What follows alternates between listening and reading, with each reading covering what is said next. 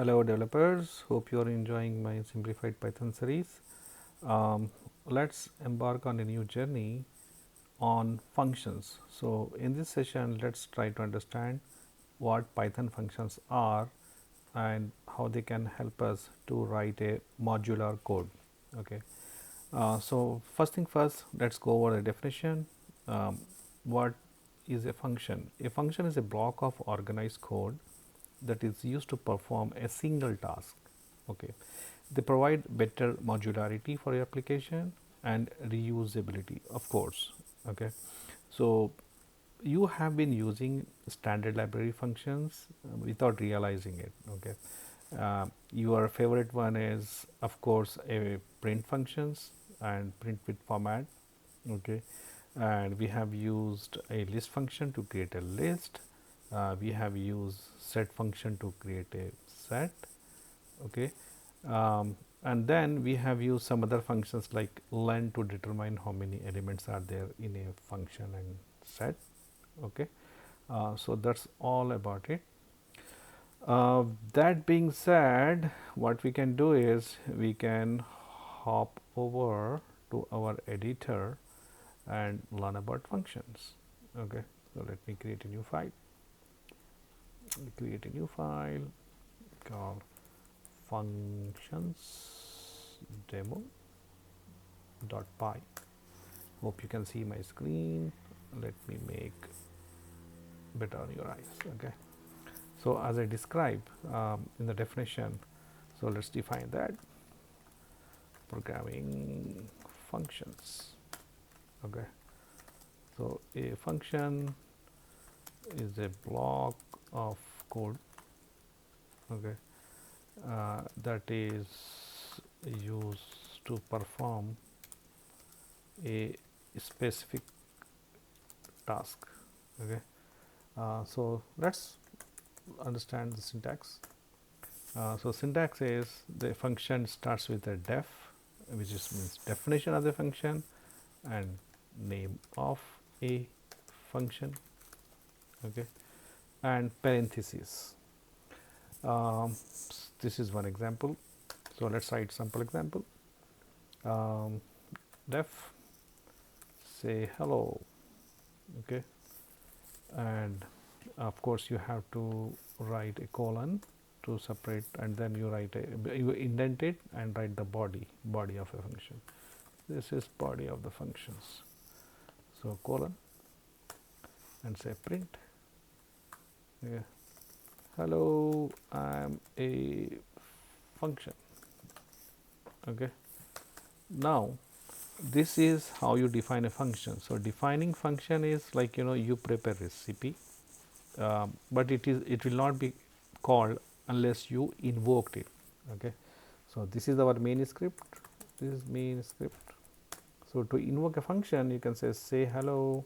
So, you see about IntelliSense is also showing that, and that is it. Okay. Let us run it. You see, hello, I am a function. If you want, so rather than repeating it, you can call as many times as you want. So, Alt Shift down arrow to duplicate, Control S, run it again. See, it invokes 3 times, but it is a useless function, because it is just saying hello. How about we pass a name to say hello to? Okay. So, we will say name, and we let's extend this, and what we can do is we can use our friend print formatter hello, and use this braces to interpolate the variable name. Okay. Now, if you go here, it will prompt you to give the name. Okay. You say oh, John, okay, and Jane, and someone else, Doe. Okay. Now, let us write it. Let us invoke this again. Now, you say hey, now you see you are able to parameterize this. So, this is called a parameter. Okay. This is called a parameter of a function. So, it optionally can take 1, param 2, and up to param n. Okay. But now it is saying hello, but how about we also change or parameterize a greeting to this function. Okay. So, let us pass a greeting, and instead of hello say greeting. Okay. And let us parameterize that, say good morning, and those parameters are separated by a, of course, a comma. Okay. And you can say good day. Okay, that is our second parameter, and this is, let us say, do live in some other part of the world, say good night. Okay. And invoke it, and there you go, good morning and good day and good night, whatever we pass, let us able to interpolate it. Okay. So, now what we can do is we can and optionally this function, if you see here in this parameter, if you try to pass a parameter, you see it is by default it is saying it returns none. Okay. So, this says none.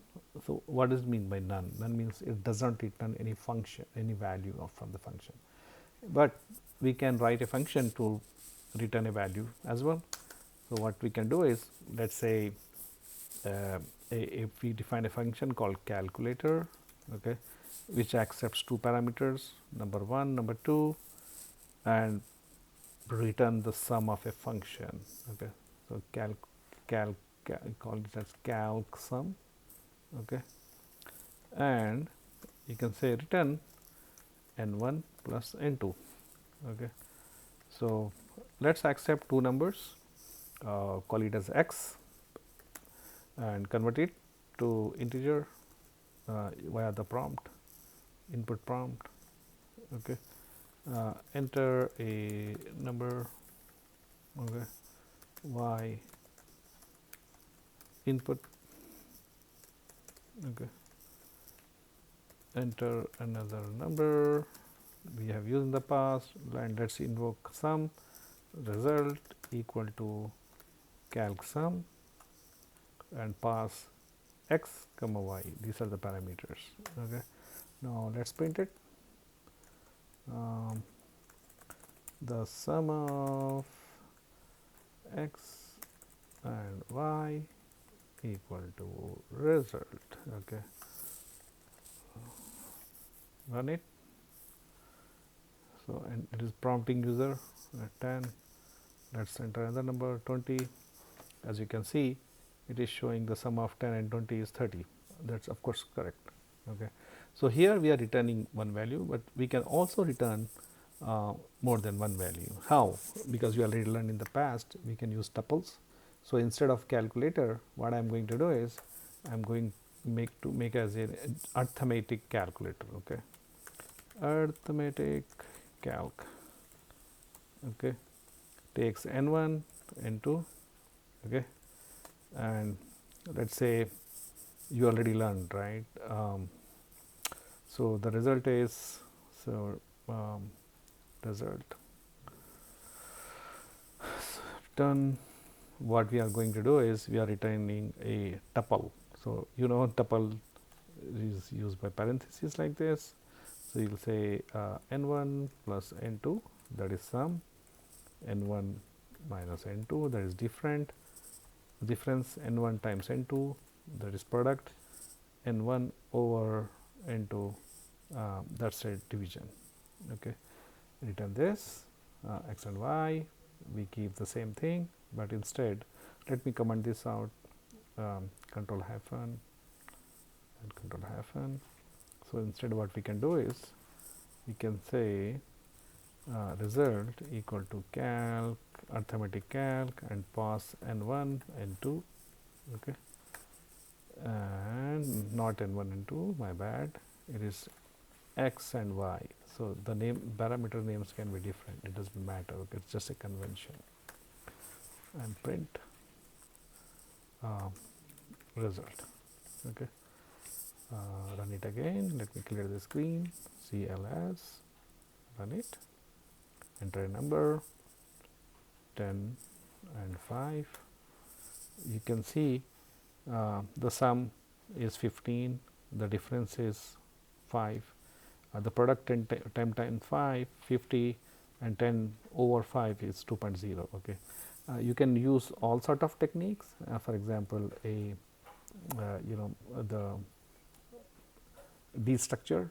So, you can write like this: sum, difference, product, and quotient. Okay. And you can display little differently. Print the sum of x and y. Of course, I have to use a formatted function, is equal to, and you can say print f. Okay. Sum equal to sum. Now it will interpolate whatever you have given here. Okay. Then you can write it, you can run it, you can run it again, 10, 5, you can say 15. So, you can extend it like that.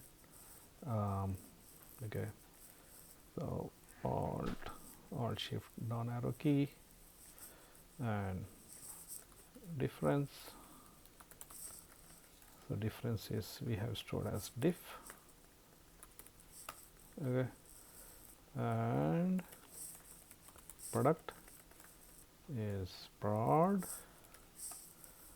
and last but not least quotient is quotient. Okay. Run it again, give the same values, maybe different values, 13 and 5. See, 13 plus 5, 18. Difference, I made a typo there, so you can change it. Product is 18 times 13 times 5, 65, and the quotient is 206. So that's all I got about the functions. So until next time, keep practicing. Okay. Hope you are enjoying my simplified Python series. If you like it, hit the like, subscribe, and share button. Thank you.